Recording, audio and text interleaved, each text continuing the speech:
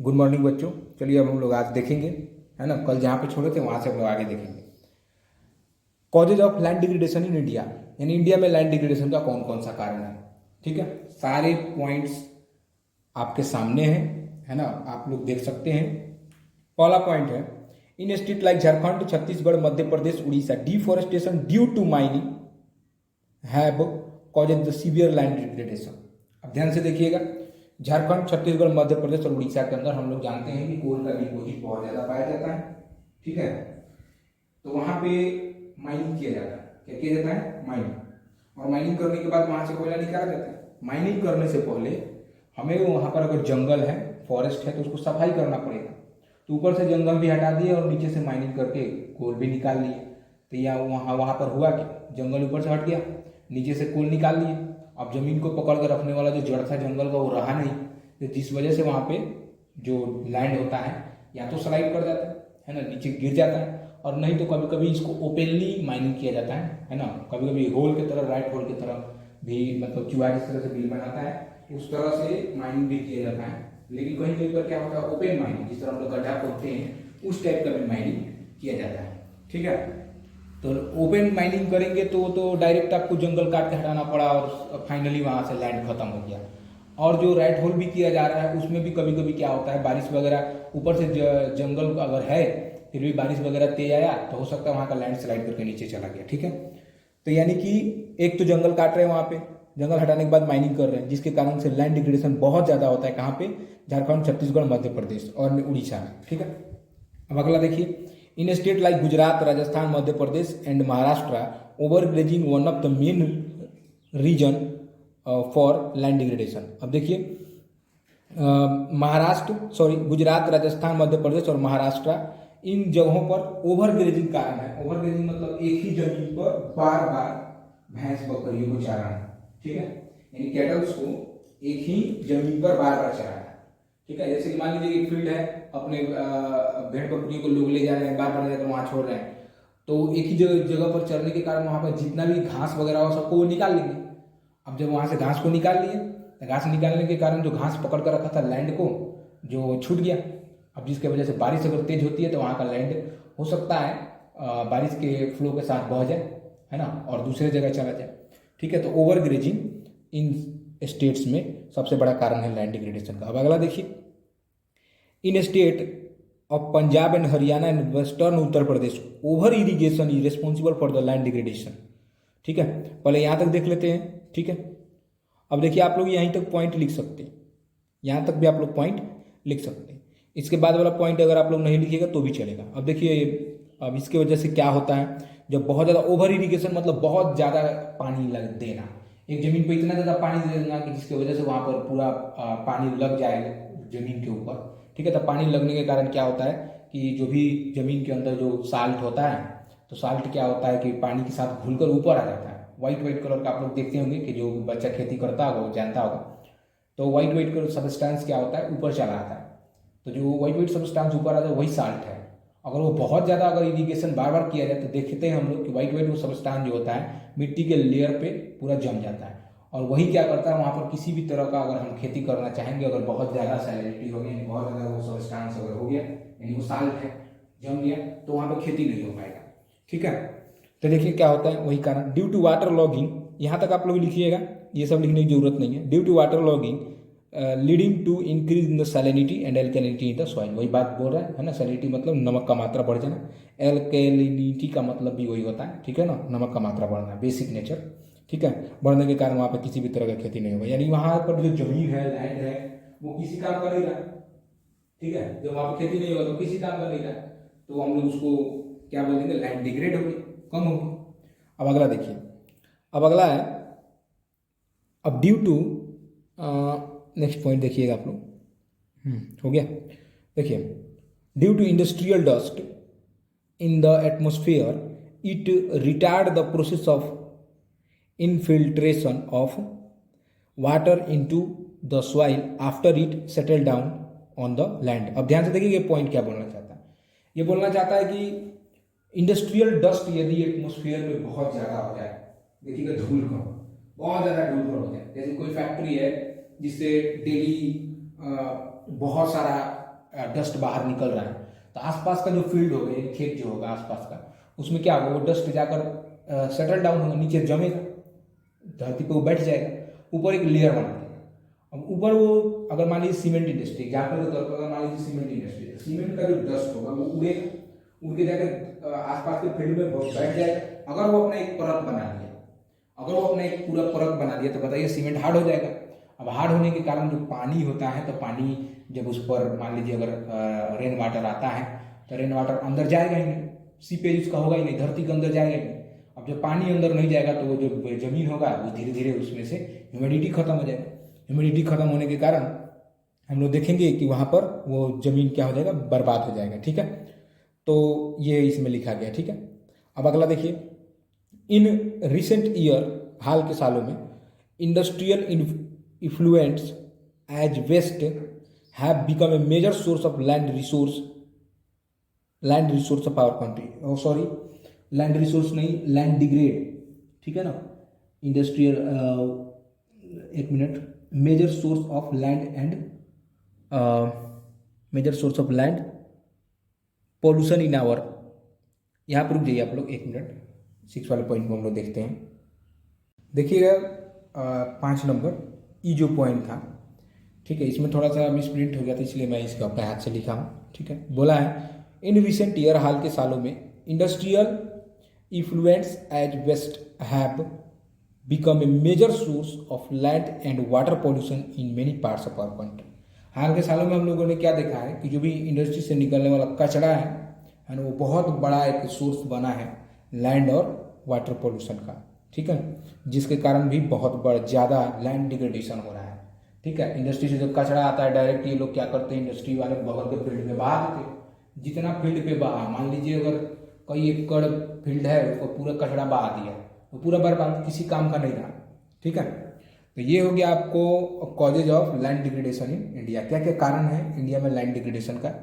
अब चलिए हम लोग देखेंगे कि कौन कौन से तरीका है जिससे लैंड डिग्रेडेशन को कम किया जा सकता है।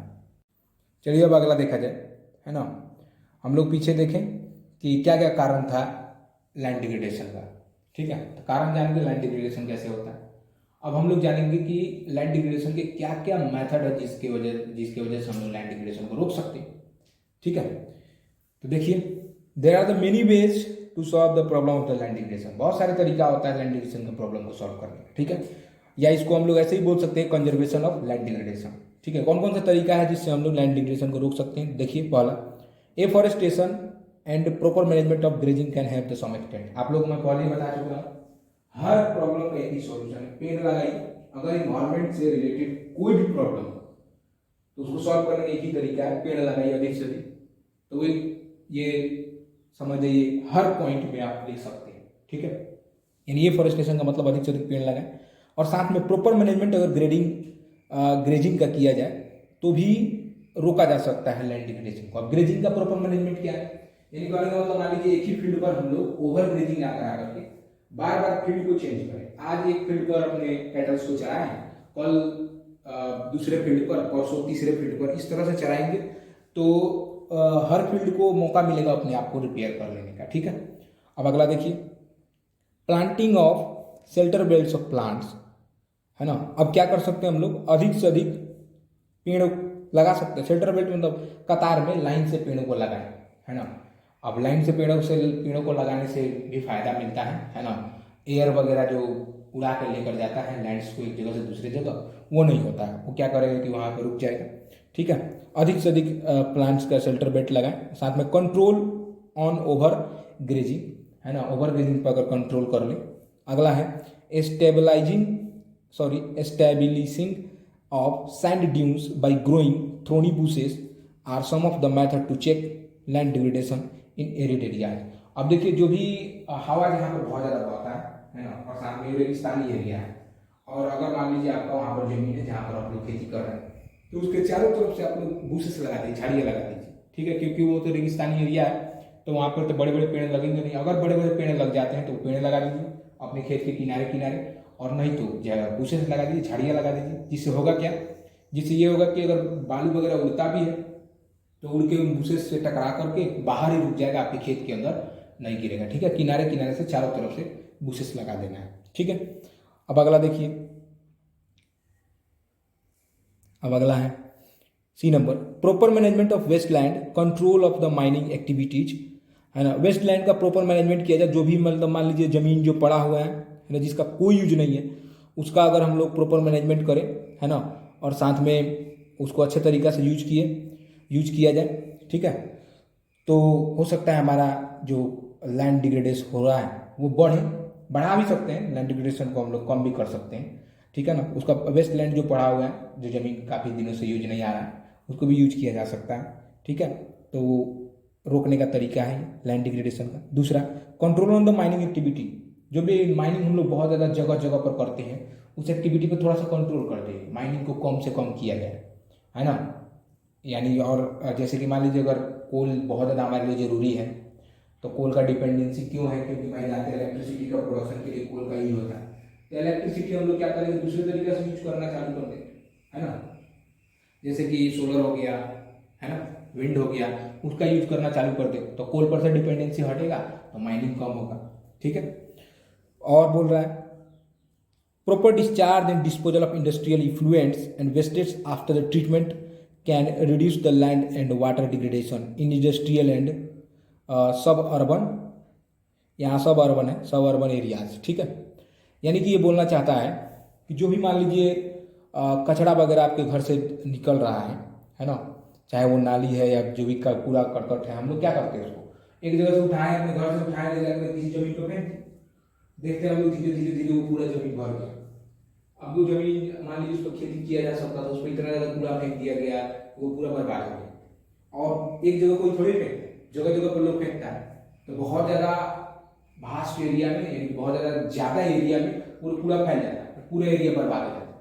तो इसको अगर हम लोग प्रॉपर मैनेजमेंट करें, जैसे कि मान लीजिए कि सरकार अगर इसका मैनेजमेंट करे कि कूड़ा का जगह जगह बॉक्स रखे, वहाँ पर अगर हम लोग कूड़ा डालें, तो उससे क्या होगा, उससे होगा कि धीरे धीरे वो जो लैंड पर पूरा फेंका गया था नहीं फेंका गया, तो पूरा लैंड बच जाएगा जिसको फेंका गया था।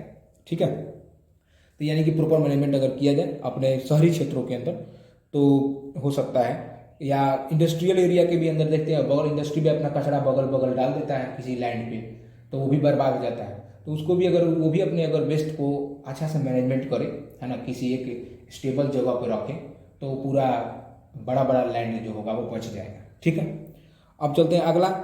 अब अगला पॉइंट है हमारा सॉइल एज ए रिसोर्स। अगला क्या है, सॉइल एज ए रिसोर्स। अब इसके बारे में हम लोग को पढ़ना है, सॉइल एज ए रिसोर्स के बारे में। ठीक है, तो चलिए देखते हैं, एक बार आप लोग देख लीजिए अपने बुक में, है ना, सॉइल एज ए रिसोर्स, जैसे मैं आप लोग को यहाँ दिखा रहा हूँ, ये रहा सॉइल एज ए रिसोर्स, ये हेडिंग है, इसी को हम लोग पढ़ने वाले हैं। बुक में उतना साफ नहीं है जिस बच्चे से मैं लिया हूँ, ठीक है, लेकिन आप लोग के पास बुक होगा, आप लोग लेकर बैठ जाए। ठीक है, मैं यहीं से आप लोग को पढ़ा रहा हूँ। Soil is the most important renewable natural resource, है ना। It is the medium of plant growth and support different types of living organism on. अब हम लोग जानते हैं कि सॉइल क्या है, बहुत बड़ा इंपॉर्टेंट रिन्यूएबल नेचुरल रिसोर्स है।